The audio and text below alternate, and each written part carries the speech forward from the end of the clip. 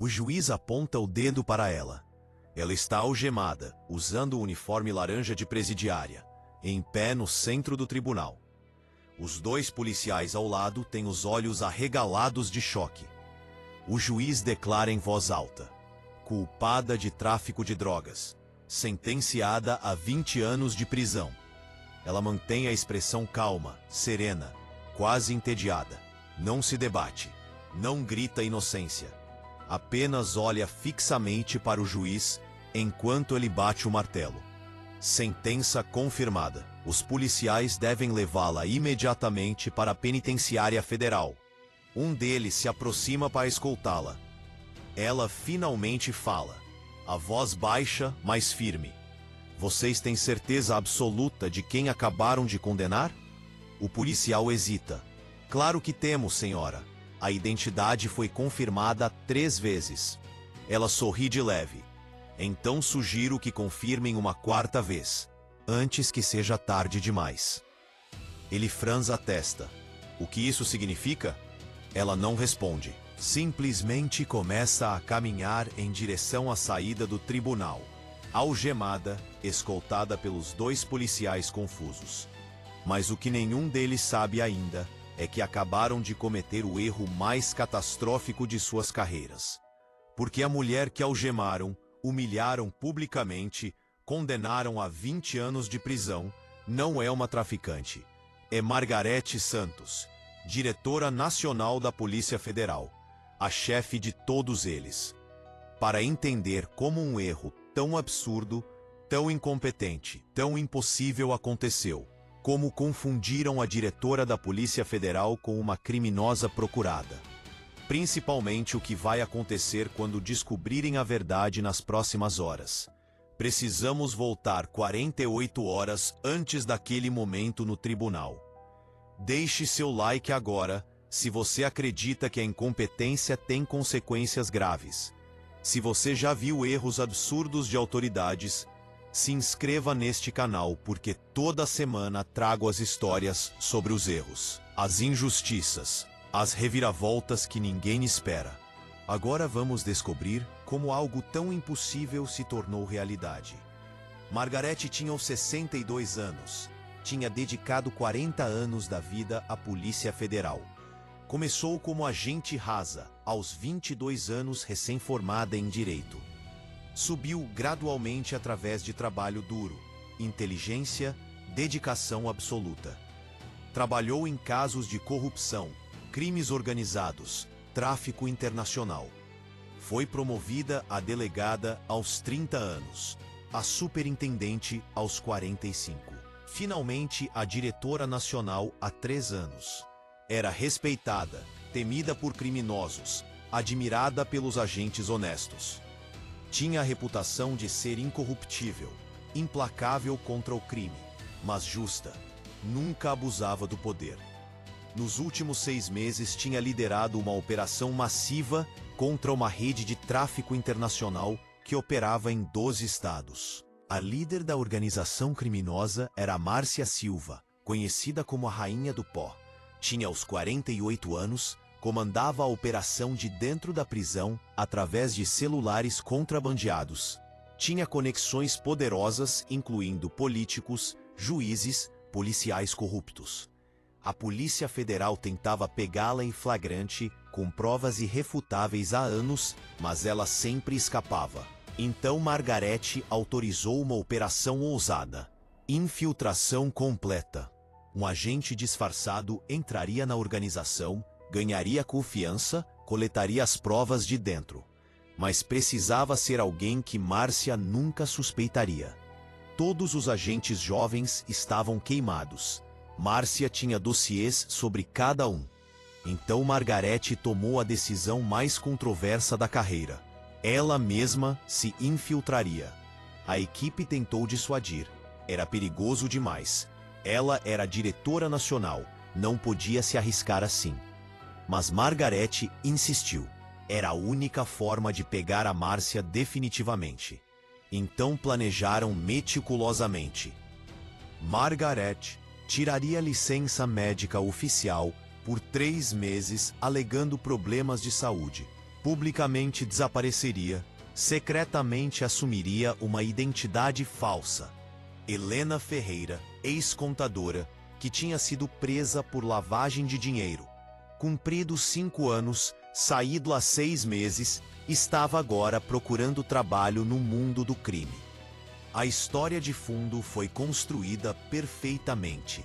Criaram registros falsos de prisão, fotos antigas alteradas digitalmente, testemunhas plantadas. Margarete mudou completamente a aparência.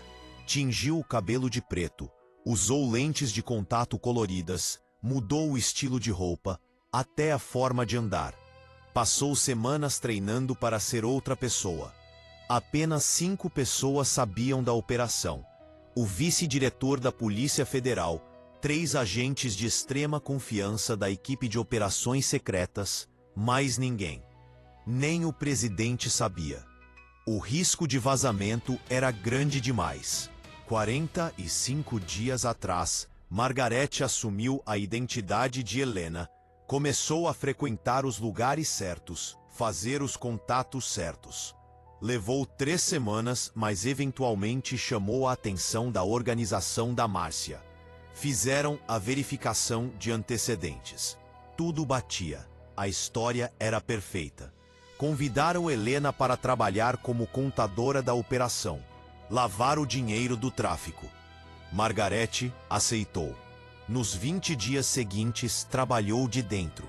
Coletou provas, gravou conversas, fotografou documentos. Tudo discretamente. Estava prestes a ter material suficiente para derrubar toda a organização quando algo deu terrivelmente errado.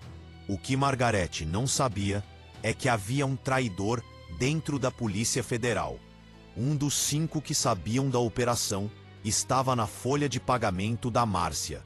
O delegado, André Campos, um dos 3 agentes de confiança, tinha sido comprado há 6 meses. Estava passando informações para a organização criminosa.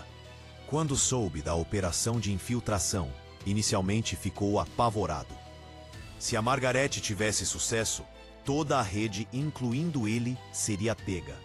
Então começou a planejar como sabotar sem revelar que sabia. A solução veio quando percebeu que podia usar a confusão de identidade a favor. Havia uma criminosa real procurada, chamada Ana Cristina Souza, conhecida como Cris. Tinha os 60 anos, era traficante de médio porte. Tinha mandado de prisão há 3 anos, mas estava foragida. A foto no mandado era antiga, de baixa qualidade. Com alguma manipulação digital, André poderia fazer parecer que a Margarete disfarçada era a Cris procurada. Então foi o que fez. Alterou sutilmente a foto do mandado de prisão da Cris, para parecer mais com a Margarete, usando a identidade falsa de Helena. Colocou o mandado alterado no sistema. Esperou o momento certo. 16 dias atrás, quando Margarete estava profundamente infiltrada, coletando as provas finais, André acionou o plano. Alertou uma equipe policial de outro estado, que não sabia nada sobre a operação secreta, que a criminosa Cris, procurada há 3 anos, estava em determinado endereço. Deu a descrição que batia com a Margarete disfarçada. A equipe, ansiosa pela prisão de alto perfil, fez a batida sem verificar adequadamente. Invadiram o apartamento onde Margarete estava trabalhando como Helena, a contadora. Encontraram ela com documentos financeiros da operação criminosa, dinheiro do tráfico, tudo o que precisava para as provas, mas que na perspectiva deles confirmava que era a traficante. Margarete tentou se identificar como agente federal em operação secreta. Mostrou a identidade verdadeira. Mas André tinha preparado para aquilo também. Tinha colocado no sistema uma nota dizendo que a criminosa Cris costumava usar identidades falsas, incluindo a alegação de ser policial. Então, quando Margarete mostrou a identificação da Polícia Federal, os agentes pensaram que era falsa, parte do modus operandi da criminosa. Prenderam ela ali mesmo. Margarete pediu que ligassem para o vice-diretor nacional, para confirmar a identidade. Os agentes disseram que era tática óbvia para alertar cúmplices. Recusaram. Levaram ela presa. Colocaram no sistema como Ana Cristina Souza, a Cris procurada. O processo foi rápido, porque tinham a prova da prisão em flagrante com dinheiro do tráfico. André garantiu que o processo corresse em tribunal de outro estado, longe de Brasília, onde alguém poderia reconhecer a Margarete. Usou contatos para acelerar. Em 48 horas, estava marcada a audiência. Margarete foi mantida em prisão preventiva. Tentou fazer ligações, mas André tinha bloqueado. Interceptava todas as tentativas de comunicação dela. Garantia que ninguém da Polícia Federal Nacional soubesse o que estava acontecendo. O vice-diretor achou estranho perder contato com a Margarete, mas assumiu que era parte da operação profunda de infiltração, que ela estava em fase crítica, sem possibilidade de comunicação. Esperaria o prazo combinado de 90 dias. Então Margarete ficou presa, sozinha, vendo o pesadelo se desenrolar. Sabia que se fosse condenada, mandada para a prisão federal, seria morta em dias. Criminosos que ela colocou atrás das grades a reconheceriam eventualmente, mesmo com a aparência alterada. Mas não podia fazer nada. Todas as tentativas de provar a identidade eram bloqueadas como táticas da criminosa esperta. Chegou o dia do julgamento. Foi levada algemada ao tribunal. O juiz, que tinha sido informado por André que era uma criminosa perigosa, especialista em manipulação, estava predisposto contra ela. Quando Margarete tentou explicar, o juiz disse que já tinha ouvido todas as desculpas possíveis em 30 anos de carreira. As provas eram claras. Presa em flagrante com dinheiro do tráfico, documentos incriminadores, histórico de foragida. Testemunhas plantadas por André confirmaram que era a Cris procurada. Foi condenada a 20 anos, sentença imediata. Foi ali, naquele momento, com o juiz apontando, declarando a sentença, que Margarete percebeu que tinha duas opções: revelar tudo publicamente ali mesmo, arruinando a operação de infiltração, deixando a Márcia escapar de novo, ou manter o disfarce, ir para a prisão, esperar que alguém percebesse o erro. Escolheu a segunda opção, porque ainda tinha fé no sistema que serviu por 40 anos. Alguém perceberia, alguém investigaria, a verdade apareceria. Então manteve a calma quando foi condenada. Deu o aviso sutil aos policiais: confirmem uma quarta vez. Esperava que aquilo plantasse a semente de dúvida. Foi escoltada para fora do tribunal, colocada na van de transporte de presos. Destino: Penitenciária Federal de Segurança Máxima. 4 horas de viagem. Durante aquelas 4 horas, sentada na van, algemada, vestindo o uniforme laranja, Margarete pensou em tudo que deu errado. Sabia que tinha um traidor. Não sabia quem, mas sabia que alguém tinha sabotado deliberadamente. Quando chegasse na prisão, teria que sobreviver tempo suficiente para a verdade aparecer. Não seria fácil. Mas era Margarete Santos. Tinha sobrevivido 40 anos em um trabalho perigoso. Sobreviveria mais alguns dias. Tinha que sobreviver. PBR. A van chegou na Penitenciária Federal ao entardecer. As portas se abriram. Margarete foi retirada junto com outros 6 presos. Entraram através dos vários portões de segurança. O processo de admissão começou. Registros, fotos, impressões digitais. Foi quando aconteceu o primeiro sinal de esperança. A agente penitenciária responsável pelo registro de impressões digitais franziu a testa quando o computador apitou. As impressões não batiam com o registro da Ana Cristina Souza no sistema. Ela verificou de novo. Mesmo resultado. Chamou o supervisor. Ele olhou, disse que às vezes o sistema dava erro. Para registrar manualmente, fariam a correção depois. A agente hesitou, mas obedeceu. Margarete percebeu que foi a primeira falha no plano do traidor. Quem quer que fosse, conseguiu alterar fotos, registros, documentos. Mas não conseguiu alterar as impressões digitais biométricas do Sistema Nacional, porque essas ficam em um banco de dados separado mais seguro. Então agora havia uma discrepância no sistema. As impressões da presa não batiam com as da criminosa que deveria ser. Aquilo seria investigado eventualmente. Mas Margarete precisava sobreviver até lá. Foi levada para a ala de presas recém-chegadas. Seria mantida em isolamento por 72 horas como protocolo padrão, antes de ser integrada à população carcerária geral.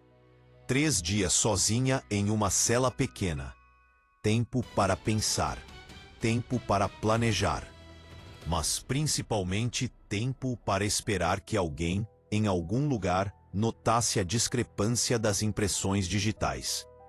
Enquanto isso, em Brasília, o vice-diretor da Polícia Federal, Antônio Martins, estava começando a ficar genuinamente preocupado. Tinha passado o prazo esperado, sem notícias da Margarete. Tentou os canais secretos de comunicação. Nada. Começou a investigar discretamente. Ligou para um dos 3 agentes de confiança da operação, a delegada federal Carla Souza. Perguntou se tinha notícias. Ela disse que não, que também estava preocupada. Tinham combinado que se algo desse errado, haveria um sinal, um código. Não houve nada. Era como se a Margarete tivesse simplesmente desaparecido. Antônio decidiu arriscar. Ligou para o outro agente de confiança, o André. Perguntou se sabia algo. André disse que não, que estava preocupado também. Sugeriu que talvez a Margarete tivesse sido descoberta. Talvez estivesse morta. Falou com uma convicção preocupante. Antônio teve um pressentimento ruim. Decidiu investigar mais profundamente. Começou a vasculhar os sistemas. Procurou por qualquer registro da identidade falsa Helena Ferreira. Não achou nada nos últimos dias. Estranho. Então expandiu a busca. Procurou por todas as prisões recentes de mulheres, na faixa etária da Margarete. Encontrou várias. Uma chamou a atenção. Ana Cristina Souza, presa há 2 dias, condenada rapidamente, mandada para a penitenciária federal. Clicou no registro. Olhou a foto. Parecia vagamente familiar, mas não conseguia identificar. A aparência estava muito diferente, mas algo incomodava. Pediu para a equipe técnica fazer uma análise facial comparativa entre a foto da presa Ana Cristina e fotos antigas da diretora Margarete. Os técnicos disseram que levaria algumas horas. Antônio disse que era urgente. Enquanto esperava os resultados, continuou investigando. Checou quem tinha processado a prisão da Ana Cristina. Viu o nome do André Campos como um dos envolvidos. O pressentimento ruim intensificou. Decidiu também investigar o André. Pediu auditoria discreta das atividades dele nos últimos meses. Começou a perceber um padrão.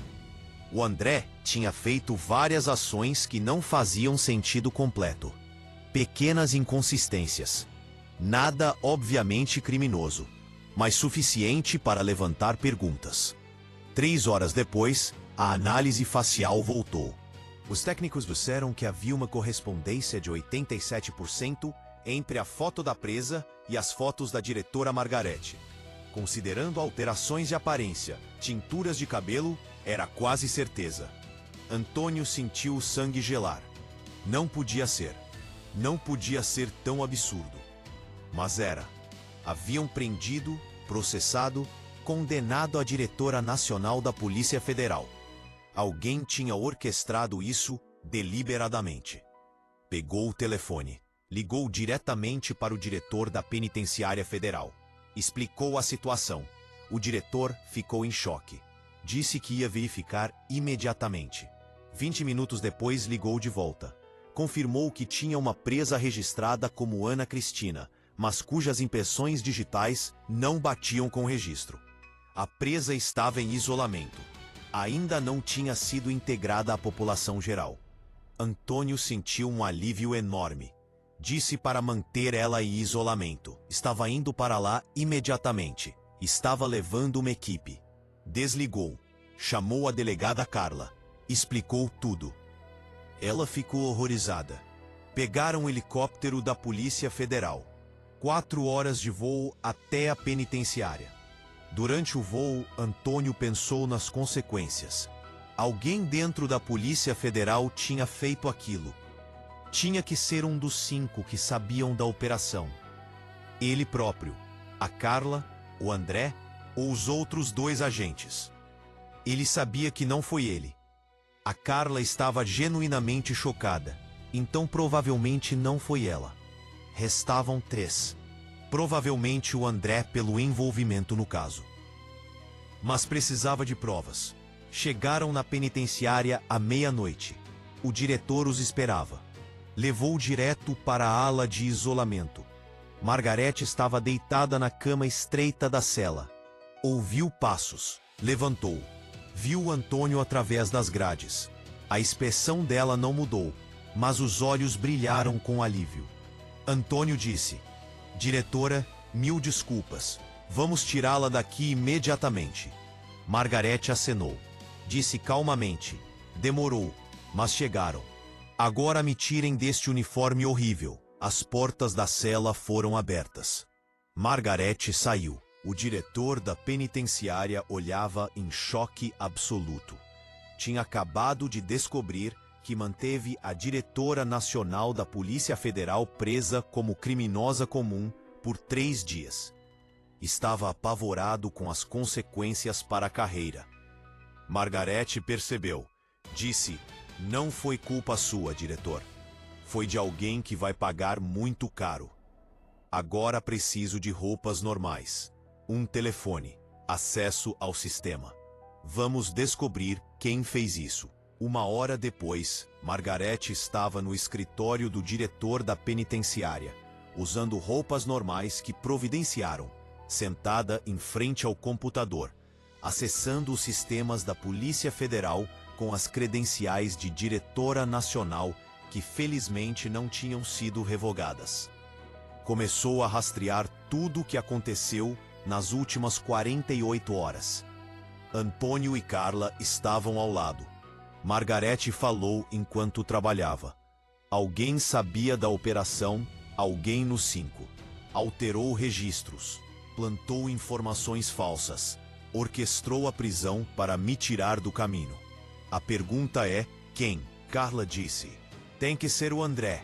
Ele foi o único com acesso a todos os sistemas necessários para fazer isso." Margarete continuou vasculhando. Encontrou as alterações no mandado de prisão da Ana Cristina. Rastreou de onde vieram. O computador do André. Encontrou os registros de comunicação dele com a equipe policial que fez a prisão. Todas originadas do André. Encontrou mais. Transferências bancárias suspeitas para a conta dele. R$50 mil depositados há 6 meses de uma conta fantasma. Outros 30 mil há 3 meses. Margarete se encostou na cadeira. "Tenho o suficiente. O André está trabalhando para Márcia." Antônio perguntou: "O que fazemos?" Margarete pensou: "Podemos prendê-lo imediatamente, mas quero fazer algo melhor. Quero usar isso a nosso favor. Todos achavam que eu estava presa por 20 anos. A Márcia acha que está segura. O André acha que conseguiu. Vamos deixá-los pensar isso por mais 24 horas. Nesse tempo, vamos coletar todas as provas, montar o caso perfeito não apenas contra o André, mas contra toda a rede da Márcia. Amanhã à noite fazemos a operação completa. Prendemos todos de uma vez. Carla disse. Mas, diretora, tecnicamente a senhora ainda está oficialmente condenada. O sistema não foi corrigido. Isso não vai causar problemas? Margarete sorriu pela primeira vez em dias. Vai causar problemas enormes para muita gente. Mas vou usar isso. Vou aparecer no meio da operação. Imagine a cara deles quando a presa condenada aparecer comandando a prisão. Então passaram as próximas 24 horas planejando meticulosamente. Margarete coordenou tudo remotamente da penitenciária, onde tecnicamente ainda estava presa oficialmente. Reuniu equipes de 6 estados. Identificou todos os envolvidos na rede da Márcia. Preparou mandados de prisão para 23 pessoas, incluindo o André, a própria Márcia. 3 juízes corruptos, 5 policiais, vários políticos. Seria a maior operação simultânea da história recente. Quando anoiteceu do dia seguinte, tudo estava pronto. Margarete voou de volta para Brasília no helicóptero, ainda oficialmente presa, mas agora comandando Operação Nacional. Às 21 horas em ponto, as equipes se moveram simultaneamente em 12 cidades. O André estava em casa quando bateram na porta. Abriu, viu a equipe da Polícia Federal. Achou que eram colegas.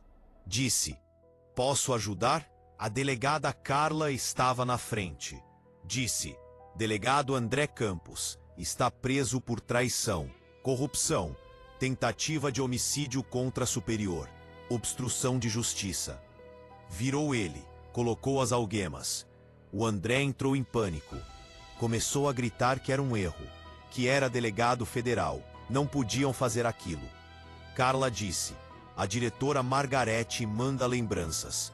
A cor sumiu do rosto dele. "Como assim? Ela está presa." Carla sorriu. Estava. Não está mais. Foi quando percebeu que tudo tinha dado errado, que o plano dele falhou. Que a Margarete estava livre, estava viva, estava comandando aquilo. Tentou negociar. Disse que tinha informações, que podia entregar a Márcia. Carla disse: "Não precisa. Já pegamos ela também." Naquele momento, em outra cidade, outra equipe estava prendendo a Márcia Silva dentro da própria cela da prisão onde comandava o Império.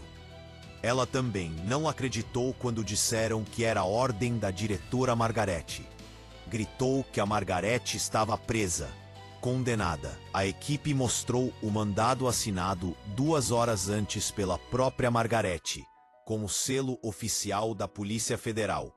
Márcia percebeu que tinha sido enganada, que o plano de tirar a Margarete do caminho não apenas falhou, mas piorou tudo, porque agora tinham provas irrefutáveis de tudo. Das 23 pessoas visadas na operação, todas foram presas naquela noite. Foi coordenação perfeita. Quando amanheceu, a notícia explodiu nacionalmente. A Polícia Federal tinha desmantelado a maior rede de tráfico do país, prendido juízes, políticos, dezenas de envolvidos. Mas a parte mais chocante da história ainda estava por vir. Na manhã seguinte às prisões, Margarete convocou uma coletiva de imprensa nacional. Todas as grandes redes estavam lá. Ela entrou na sala de conferências da sede da Polícia Federal em Brasília. Os jornalistas esperavam ouvir sobre a operação, mas não esperavam o que viria. Margarete começou: "Quero primeiro agradecer à imprensa por comparecer. O que vou contar agora é a história mais absurda, mais incompetente, mais assustadora que aconteceu nas instituições de justiça deste país recentemente." Começou pelo começo. Contou sobre a operação de infiltração, sobre assumir a identidade falsa, sobre o traidor dentro da Polícia Federal, sobre ser presa, processada, condenada a 20 anos. Os jornalistas ouviam em choque crescente. Alguém perguntou: diretora, a senhora está dizendo que foi presa e condenada enquanto estava em operação oficial? Margarete confirmou: exatamente. Fui presa em flagrante como criminosa. Tentei me identificar como diretora da Polícia Federal. Não acreditaram. Pensaram que era tática de criminosa. Fui processada, julgada, condenada, mandada para a prisão federal. Tudo em 48 horas. A sala explodiu em perguntas gritadas simultaneamente. Margarete levantou a mão pedindo ordem. Continuou: isso aconteceu por uma combinação de traição interna, manipulação de sistemas, incompetência burocrática. Mas principalmente aconteceu porque os procedimentos de verificação falharam completamente. Minha identidade foi confirmada 3 vezes segundo os agentes que me prenderam, mas confirmada errado. Contra foto alterada. Contra registros manipulados. Ninguém checou as impressões digitais biométricas que teriam revelado imediatamente que eu não era quem diziam que era. Ninguém fez uma ligação simples para Brasília para confirmar minha identidade alegada como diretora. Simplesmente assumiram.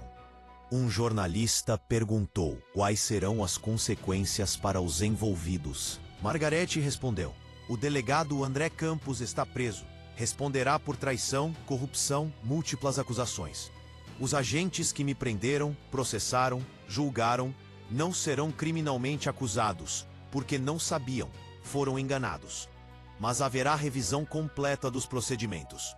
Treinamento obrigatório sobre verificação de identidade. Mudanças nos sistemas para prevenir alterações não autorizadas. Outro jornalista: o que vai acontecer com a sua condenação oficial? Tecnicamente, a senhora ainda é uma presa condenada fugitiva. Margarete sorriu sem humor. Meu advogado está neste momento entrando com pedido de anulação completa do processo, com as provas de manipulação, identidade falsa, erro judiciário. Não haverá problema. Mas levantou um ponto importante. Quantas outras pessoas estão presas por erros similares? Quantas foram condenadas com base em identificações erradas, procedimentos falhos? Vou ordenar a auditoria completa de todos os casos dos últimos 5 anos onde houve alegação de identidade errada. A coletiva durou 2 horas. Margarete respondeu todas as perguntas com paciência, honestidade brutal. Admitiu os próprios erros. Foi arrogante infiltrar-se pessoalmente. Deveria ter havido mais pessoas sabendo da operação. O sigilo excessivo permitiu que o traidor operasse sem detecção. Mas também foi clara: o sistema falhou de formas fundamentais. Nos dias seguintes, a história dominou todas as manchetes. A diretora da Polícia Federal, que foi presa, condenada, quase mandada para conviver com criminosos que ela mesma prendeu. Houve indignação pública. Protestos exigindo reformas no sistema judiciário.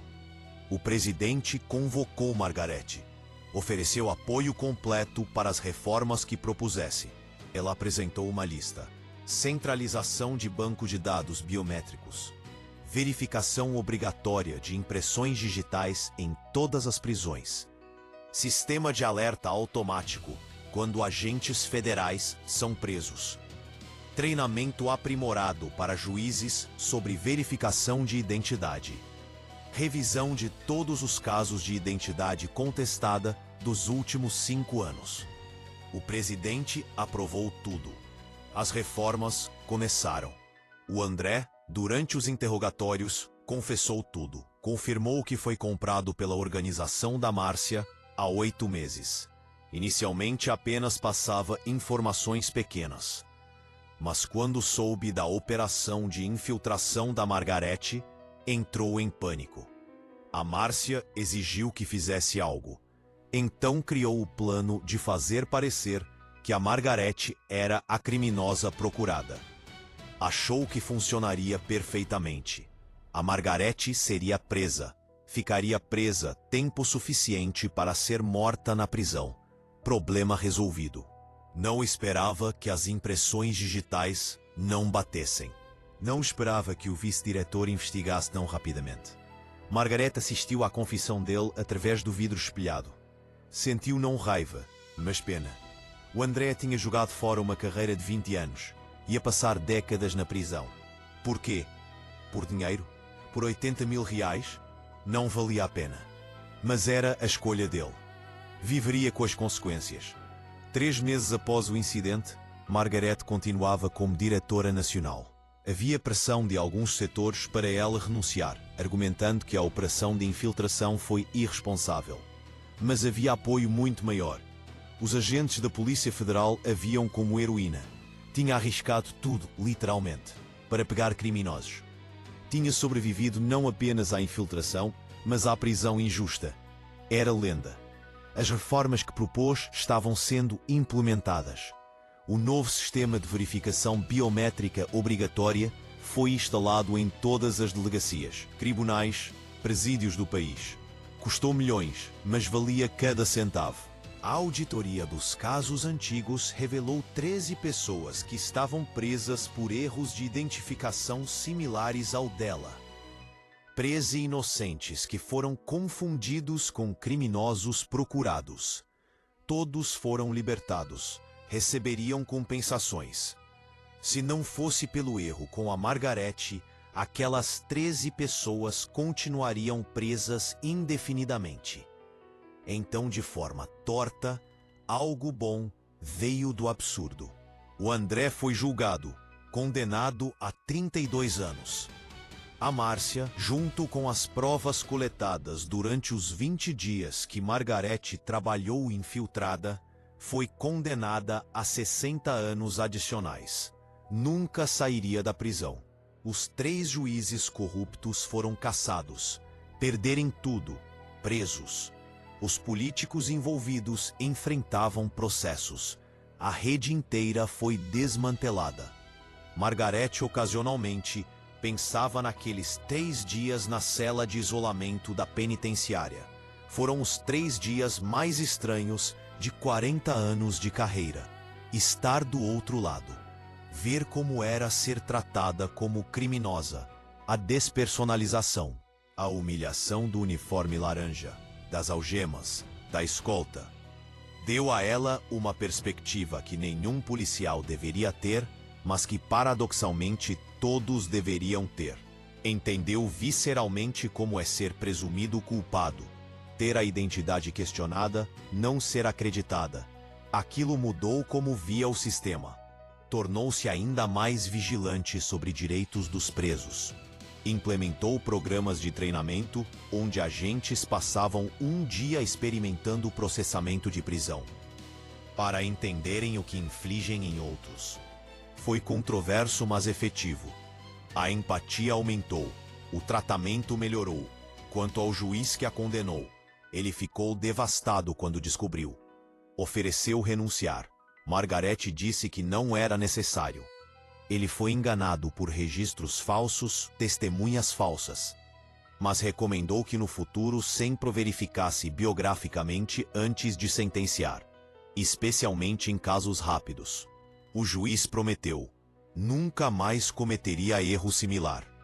Os 2 policiais que a escoltaram do tribunal para a van, que estavam tão chocados na foto daquele momento, entraram em contato meses depois. Pediram desculpas formais.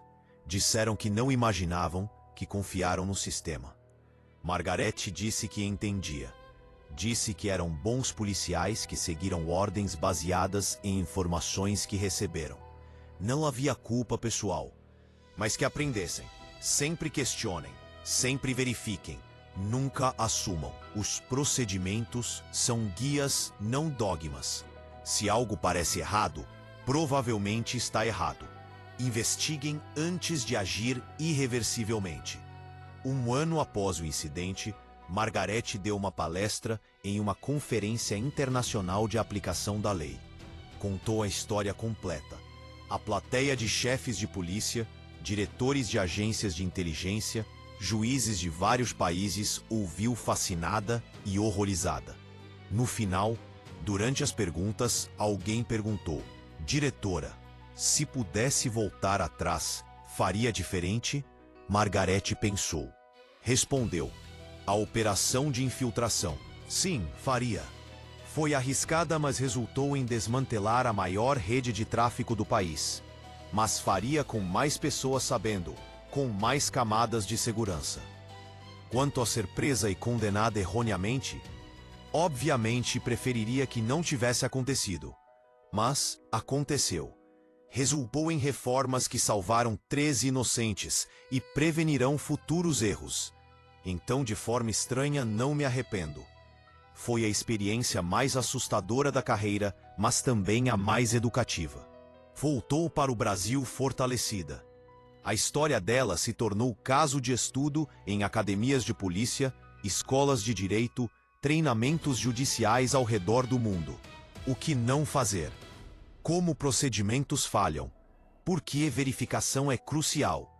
Quantas vidas foram melhoradas por aquelas lições é impossível calcular, mas certamente muitas. Assim chegamos ao final desta história sobre o erro mais absurdo, mais incompetente, que quase destruiu tudo. Uma história que começou com uma condenação injusta, revelando falhas sistêmicas profundas. Agora precisamos refletir sobre as lições que essa história ensina.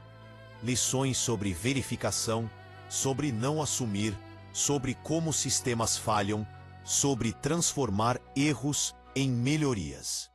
A primeira lição crucial é sempre verifique. Nunca apenas assuma.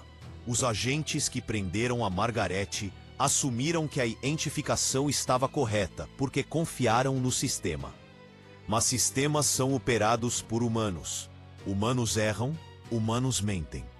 A lição é sempre que possível, use múltiplas fontes de verificação, especialmente em casos graves, como prisão, condenação, impressões digitais, DNA, testemunhas múltiplas, não apenas documentos que podem ser falsificados. Uma verificação extra pode salvar um inocente. 2 minutos, checando as impressões digitais, teriam revelado o erro imediatamente. Então tome aqueles 2 minutos, sempre. A segunda lição é sobre a importância de procedimentos, mas não idolatria a procedimentos. Procedimentos existem como guias, não como dogmas inflexíveis. Quando algo não faz sentido, quando alguém insiste veementemente que é erro, investigue mais fundo. Não descarte apenas porque o procedimento diz uma coisa. Use o julgamento humano. Procedimentos são ferramentas, não mestres. A lição é: siga os protocolos, mas mantenha o senso crítico ativo. Se algo parece muito errado, provavelmente está errado, mesmo que os procedimentos digam o contrário. A terceira lição é sobre insider threats, ameaças de dentro. O André estava dentro da Polícia Federal. Tinha acesso, tinha confiança. Usou aquilo para sabotar. A lição é: mesmo organizações com segurança forte precisam de auditoria interna, de checks and balances. Ninguém deveria ter poder absoluto sem supervisão. Revise as ações de pessoas com acesso alto regularmente, não por desconfiança, mas por prudência. Porque uma pessoa mal posicionada pode causar danos imensos. Então proteja-se com sistemas de múltiplas aprovações, registros auditáveis, revisões regulares. A quarta lição é sobre a rapidez nem sempre ser virtude. O caso contra a Margarete foi processado em 48 horas. Prisão, julgamento, condenação. Rápido demais. A lição é: velocidade em justiça pode ser inimiga de acurácia. Casos complexos merecem tempo para investigação adequada. Sim, prisões preventivas são necessárias às vezes, mas julgamentos rápidos aumentam o risco de erro. Então tenha procedimentos para casos acelerados que incluam verificações não menos verificações. A quinta lição é sobre transformar erros em aprendizado sistêmico. Margaret podia ter escondido o erro, resolvido quietamente, evitado a humilhação pública. Mas escolheu expor tudo, contar publicamente. Por quê? Porque apenas através de admitir o erro publicamente, podia forçar reformas reais. A lição é quando erros graves acontecem, especialmente em sistemas públicos. Admita abertamente, investigue completamente, implemente mudanças. Esconder protege carreiras individuais, mas condena o sistema a repetir. Então, seja corajoso, exponha, conserte. A sexta lição é sobre empatia através de experiência. Margaret experimentou ser presa. Deu a ela compreensão que mudou como via o sistema. A lição é: às vezes precisamos experimentar o outro lado para realmente entender. Se você trabalha em posição de poder sobre outros, procure formas de entender a experiência deles. Não precisa ser preso, mas converse, ouça, tente ver através dos olhos deles. Aquilo humaniza, previne abusos, melhora sistemas. A última lição é sobre resiliência, sobre manter a calma quando tudo desmorona. Margaret manteve a compostura durante a prisão, o julgamento, os 3 dias de cela. Não entrou em pânico, confiou que a verdade apareceria. A lição é: quando você está em situação injusta, absurda, mantenha a calma. Documente tudo o que puder. Seja persistente, mas paciente. A verdade eventualmente emerge se você não desiste. Pânico não ajuda. Calma estratégica ajuda. Então respire, pense, haja deliberadamente. Agora eu pergunto: você verifica adequadamente antes de tomar decisões graves? Você segue procedimentos, mas mantém senso crítico? Você protege contra ameaças de dentro através de supervisão e auditoria? Você equilibra velocidade com acurácia?